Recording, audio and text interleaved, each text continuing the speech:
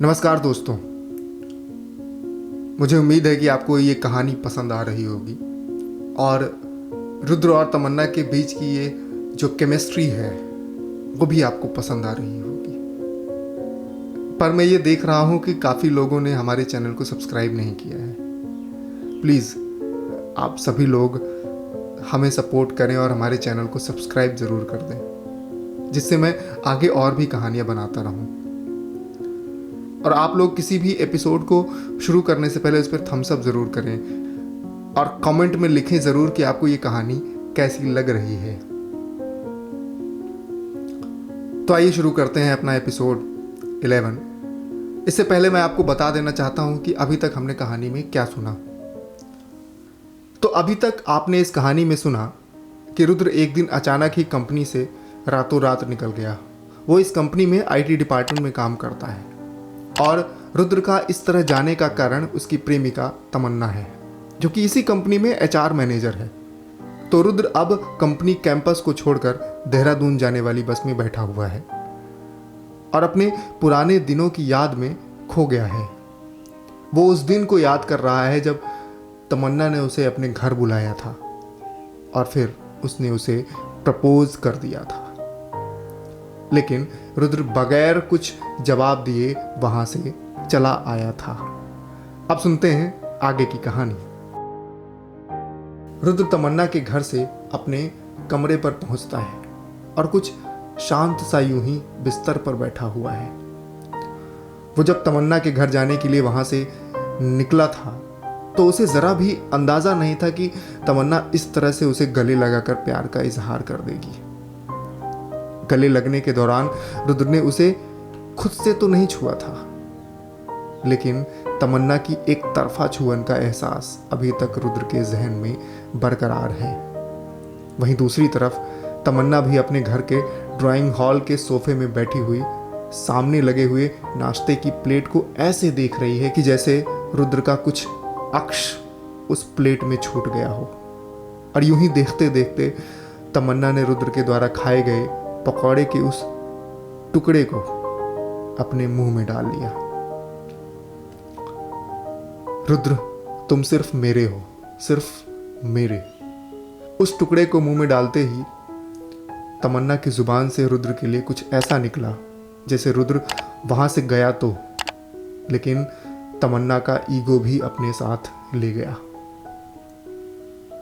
वहीं दूसरी तरफ कुछ देर शांत बैठे रहने के बाद रुद्र ने अपना फ़ोन निकाला और कॉन्टैक्ट लिस्ट में जाकर तमन्ना के नंबर को एक टक निहारने लगा। और कुछ देर बाद उसने तमन्ना के नंबर पर कॉल कर दिया। शायद ये पहली बार है जब रुद्र ने तमन्ना को अनऑफिशियली कॉल किया होगा। दूसरी तरफ फ़ोन की रिंग गई। तमन्ना ने जैसे ही रुद्र का नाम अपने फ़ोन पर देखा तो उसका चेहरा खिल सा गया। अभी तक जो चेहरा गुस्से से तिलमिलाया हुआ बैठा था वो अब संपूर्ण रूप से आश्चर्य और खुशी से विभोर हो चुका है। और बगैर देर किए पहली ही घंटी के बाद तमन्ना ने फोन रिसीव कर लिया। हेलो, तमन्ना ने रुद्र के बिना कुछ कहे ही उत्सुकतावश प्रेम से सराबोर लहजे में कहा। लेकिन कुछ पलों के इंतजार के बाद भी जब उधर से उसे आवाज नहीं आई तो उसने फिर से कहा, रुद्र बोलो ना प्लीज, रुद्र बोलो ना प्लीज। रुद्र की इस चुप्पी को तोड़ने के लिए तमन्ना ने फिर से अपने प्यार को जुबानी करुणा में लाकर कहा, रुद्र मुझे भी पता है कि तुम मुझे पसंद करते हो। मैंने तुम्हारी आंखों में खुद के लिए कई बार प्यार देखा है। ये कहकर तमन्ना फिर से चुप हो गई। उधर से सिर्फ और सिर्फ रुद्र की सांसों की आवाज आ रही है। इन बड़ी बड़ी सांसों की खामोशी में ऐसा लग रहा है कि जैसे रुद्र किसी बहुत बड़े धर्म संकट में फंस गया हो। लेकिन तमन्ना ने तो आज ठान ही ली है कि रुद्र से जवाब तो लेना ही है। प्लीज प्लीज बोल दो ना। तमन्ना की आवाज से ऐसा लग रहा है जैसे अगर रुद्र ने आज हाँ नहीं किया तो तमन्ना की सारी रात रोते रोते बीतने वाली है। वैसे ज़्यादातर लड़का ही लड़की को प्रपोज करता है, लड़कियां प्रपोज करने और पहली बार प्यार का इजहार करने में थोड़ा शर्माती हैं, लेकिन यहाँ तो ऐसी बात है कि सामने एक बेहद ही खूबसूरत लड़की जिसे देखकर बड़े बड़े आहें भरते हैं, वो खुद एक लड़के के सामने अपने प्यार को साबित करना चाह रही है, जो उसकी हैसियत के बराबर तो बिल्कुल भी नहीं है, लेकिन चरित्र और हुनर शायद आज हैसियत से कहीं ज्यादा बढ़कर है। लेकिन थोड़ी देर के सन्नाटे के बाद रुद्र ने चुप्पी तोड़ी, और अब जो निकला वो उसके दिल से सीधा जुबान पर है। ये दिल तुम्हें चाहता तो है, मगर मैं कह नहीं सकता। तुम खुद को मेरी नजरों में देखती तो हो, मगर नजरों में कोई देर तक रह नहीं सकता। कदम दो कदम में तुम मेरा हाथ छोड़ तो न दोगी। और माना, इश्क में जुदाई तो लाजमी है, मगर उसका गम मैं सह नहीं सकता। इस शायराना अंदाज में रुद्र ने तमन्ना से अपने दिल की बात कहने की कोशिश की। वाह क्या बात है, लेकिन मतलब तो मुझे समझाओ ना। मतलब सुनने में तो बहुत अच्छा लगा, सॉरी, मुझे शायरी सुनना तो बहुत अच्छा लगता है, लेकिन कभी कभी समझ नहीं आता है। तमन्ना ने रुद्र की इस शायरी को सुनते ही टूटे फूटे शब्दों में ही ये कह दिया कि रुद्र ने इनडायरेक्टली तमन्ना को जो समझाने की कोशिश की थी, वो कोशिश अब नाकाम हो चुकी है।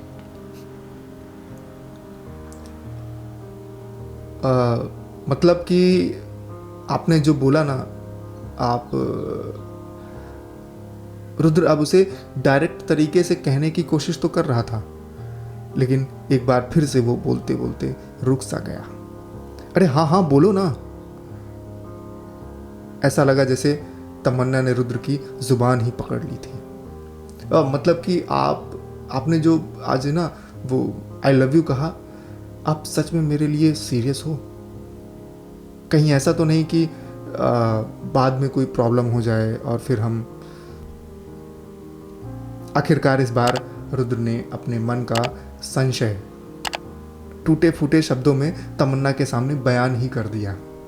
ओफो रुद्र, माय लव, तुम क्या क्या सोचते हो यार? ऑफ कोर्स मैं तुम्हारे लिए उतनी ही सीरियस हूं जितना हर सुबह सूरज धरती पर दर्शन करने के लिए सीरियस होता है। तमन्ना ने अपनी बात के अंतिम में हंसते हुए कहा, देखो मैं भी तुम्हारी तरह कविता करने लगी हूं ना यार, मैं सच में तुमसे प्यार करती हूं। रुद्र एक बात बोलूं, अगर सामने से किसी लड़की ने प्रपोज किया है ना, तो ये मान लो कि वो सच में सीरियस है। पता है, भगवान ने हम लड़कियों को अपनी फीलिंग्स कंट्रोल करने के लिए एक बहुत बड़ी पावर दी है, और ये फीलिंग बाहर तभी आती है जब हमारे सामने रुद्र जैसा लड़का होता है। यार यू आर सो क्यूट, हमेशा काम में लगे रहते हो, मतलब दुनिया से कोई मतलब नहीं, और ऐसा कोई काम नहीं है जो तुमसे नहीं आता हो। हाँ बस शायद प्यार करना नहीं आता, लेकिन मैं सिखा दूंगी। आई लव यू रुद्र, तुमसे तो किसी को भी प्यार हो जाए यार,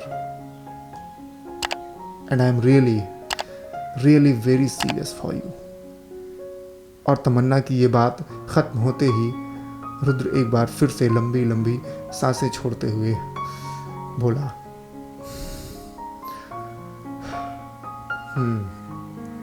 अच्छा। रुद्र के इस एक शब्द के जवाब में संतुष्टि कम और संशय ज्यादा लग रहा था। अरे बोलो ना, क्या बोलना है? लेकिन तमन्ना ने रुद्र के मन को भांपते हुए उसके मन की बात जानने की कोशिश की। देखिए, आप मुझे गलत मत समझिएगा, एक्चुअली मेरी और आपकी कोई बराबरी नहीं है। आप इतनी बड़ी पोस्ट में हो, और इस पोस्ट के अलावा भी मेरी हैसियत आपके बराबर बिल्कुल नहीं है। और मेरे हिसाब से ये प्यार मोहब्बत ना हमेशा बराबर के लोगों में करनी चाहिए। नहीं तो आगे चल कर के बहुत प्रॉब्लम होती है। और मैं अपनी फैमिली या किसी और को कभी भी प्रॉब्लम में नहीं डाल सकता।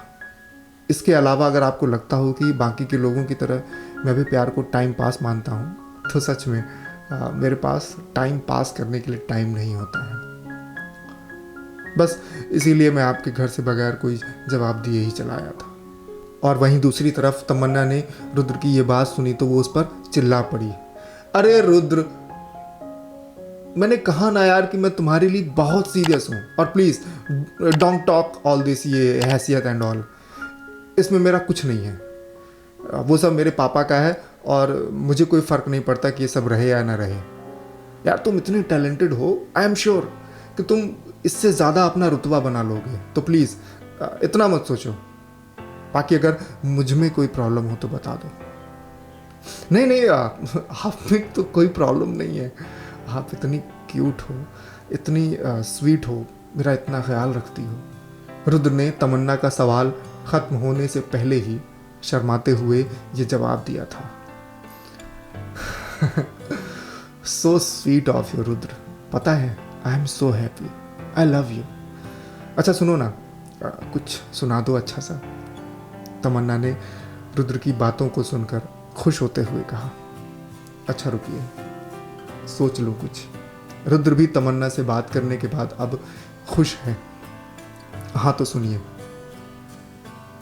रुद्र ने कुछ देर सोचने के बाद कहा, हाँ सुनाओ। तमन्ना ने भी अपनी चंचलता में कहा, तुम्हारी इन चंचल बातों को सुनकर ये दिल बर्बाद हुआ जाता है। तुम्हारी इन चंचल बातों को सुनकर ये दिल बर्बाद हुआ जाता है कि जैसे आज का लखनऊ शहर कल का इलाहाबाद हुआ जाता है। वाह क्या बात है मेरे शेर, लेकिन ये फिर से मुझे कुछ समझ नहीं आया। ये लखनऊ इलाहाबाद मतलब? तमन्ना ने रुद्र के शेर की तारीफ तो की, लेकिन एक बार फिर से आखिर में शेर के साथ संशय भी जोड़ दिया। मुझे पता था आपको समझ नहीं आएगा। कल समझाता हूं ना ऑफिस में। रुद्र ने तमन्ना की चुटकी लेने के अंदाज में ये कहा था। अच्छा ठीक है, चलो फिर कल मिलते हैं, बाय, लव यू। तमन्ना ने फ़ोन रखने से पहले रुद्र को वर्चुअल किस भी कर लिया, और अब फ़ोन रखते ही रुद्र न जाने कैसी सोच में पड़ गया। एक तरफ उसका दिमाग तो कह रहा कि इतनी खूबसूरत लड़की सामने से प्रपोज कर रही है, कोई बेवकूफ़ इंसान ही होगा जो इस ऑफ़र को ठुकरा देगा, और दूसरी तरफ इस ऑफ़र के लंबे समय के प्रभाव के बारे में भी रुद्र सोच रहा है कि अगर कहीं वो ज़्यादा सीरियस हो गया और तमन्ना का प्यार समय के साथ कम हो गया तो फिर क्या होगा। फिर तो यही मोहब्बत एक नासूर बनकर चुभने लगेगी, और दर्द इतना होगा कि ना तो किसी और को बताया जाएगा और ना ही इसकी कोई दवा होगी। लेकिन अभी की बातों से तो ऐसा लग रहा है कि तमन्ना रुद्र से बहुत प्यार करती है। अगर तमन्ना इतना ही रुद्र से प्यार करती थी तो फिर क्यों रुद्र को तमन्ना की वजह से ही जाना पड़ा? क्या हुआ था इस प्यार के इजहार के बाद? कैसे चढ़ा इनका प्यार परवान पर? और फिर क्यों तमन्ना को फर्क नहीं पड़ा जब रुद्र ने उसकी तस्वीर लौटाई? जानने के लिए अगला एपिसोड ज़रूर सुने। और हाँ, कई लोगों ने हमारा चैनल अभी तक सब्सक्राइब नहीं किया है, तो प्लीज़ सब्सक्राइब ज़रूर कर लें, और कमेंट बॉक्स में ये ज़रूर बताएं कि आपको ये कहानी कैसी लग रही है। और अगर आप इस कहानी से खुद को रिलेट कर पा रहे हैं तो कमेंट बॉक्स में अपने प्रेमी या प्रेमिका का नाम ज़रूर लिखें। धन्यवाद।